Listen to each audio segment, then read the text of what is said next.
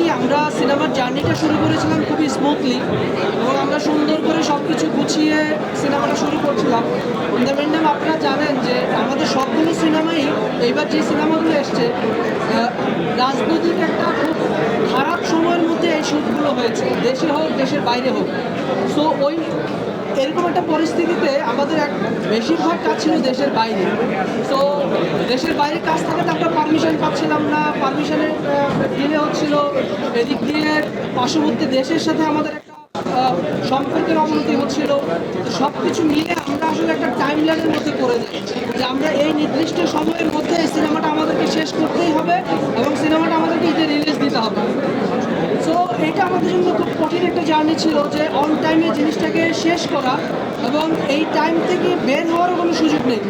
যদি একদিন সময় আমরা এদিক সেদিক হয় আমরা সিনেমাটা রিলিজ দিতে পারবো না, এরকম একটা সিচুয়েশনের মধ্যে থেকে আমরা পুরো সিনেমাটা করেছি এবং আমরা চেষ্টা করেছি এইটাকে কোনো অজুহাত হিসেবে দাঁড় না করিয়ে অন্যান্য সিনেমাগুলো যেভাবে এসছে একদম সম্পূর্ণভাবে সিনেমাটা দর্শকের সামনে নিয়ে আসতে চেয়েছি এবং আমরা এনেছি।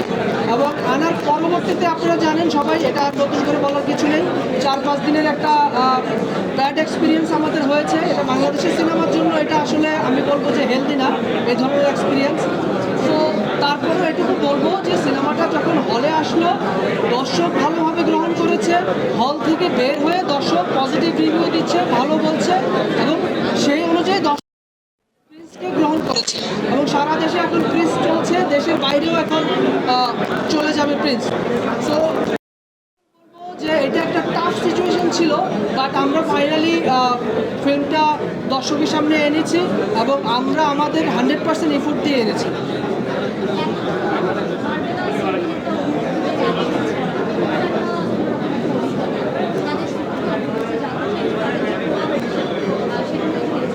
না, ডেফিনেটলি সবচেয়ে বড় কথা হচ্ছে আমাদের এই সিনেমাতে মেগাস্টার শাকিব খান আছে এবং পাশাপাশি যে ক্যারেক্টারগুলো ছিল প্রত্যেকটা আর্টিস্টই আসলে প্রফেশনাল এবং এত বেশি কোঅপারেটিভ এবং ওনাদের কোঅপারেশনের কারণেই আসলে আমরা অন টাইমে সিনেমাটা শেষ করতে পেরেছি।